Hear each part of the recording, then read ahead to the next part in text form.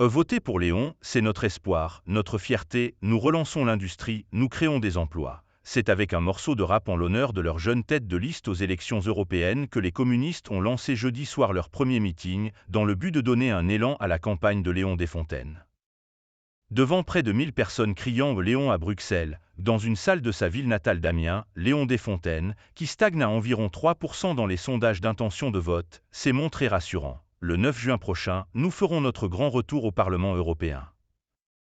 Lors du précédent scrutin de 2019, les communistes avaient recueilli 2,49% des suffrages, ce qui les avait privés de tout représentant dans l'hémicycle de Strasbourg. Depuis la Somme, un des départements ayant le plus massivement rejeté le traité constitutionnel européen de 2005, la tête de liste de 28 ans qui ne manque jamais de rappeler ses origines picardes s'est présenté comme le défenseur des victimes de cette mondialisation nuisible au bonheur des peuples. Chaque délocalisation est un coup de poignard, a-t-il dénoncé, en citant en exemple les fermetures d'usines de Goodyear, Whirlpool et Continental qui ont marqué la région.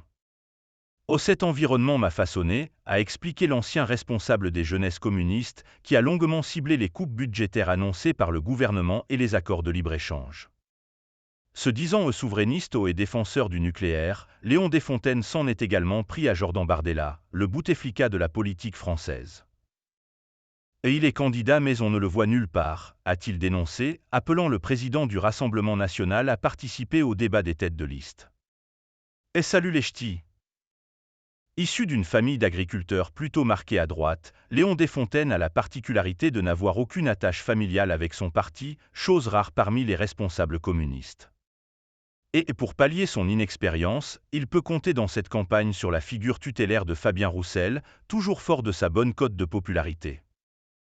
Salut les ch'tis, a lancé à la foule le député du Nord, toujours prompt à mettre en avant les de France. Le patron du Parti communiste français n'a pas manqué de complimenter son poulain, se disant fier de son entrée en campagne, de ses débats et de ses passages dans les médias. Qu'est-ce qu'il est bon, notre Léon, a-t-il résumé. Se présentant comme défenseur d'une république sociale et laïque, l'ancien candidat à la présidentielle, représentant autoproclamé des terroirs, s'en est pris aux leçons de morale culpabilisantes de ceux qui vivent à Paris. La colère n'a jamais été un projet de société, a-t-il asséné, rappelant l'importance de Blaise Poirbe dans ce département comptant 2 députés RN. Nous n'avons jamais cédé au populisme, au complotisme et au communautarisme de toutes sortes, a-t-il encore fait valoir, une pique implicite à la France insoumise. Un coup de jeunesse. Avant le début du meeting, les militants ne semblaient pas s'inquiéter du manque de notoriété de leur candidat. Un coup de jeunesse, un coup de fraîcheur, ça fait toujours du bien, expliquait Robert Lefebvre, militant de 56 ans venu avec sa femme de Saint-Amand-les-Eaux, dans le Nord. La campagne est loin d'être finie. Il faut qu'il se fasse connaître des médias, Fabien Roussel est là pour l'épauler. Il ne peut que progresser, a ajouté ce militant encarté depuis plus de 20 ans.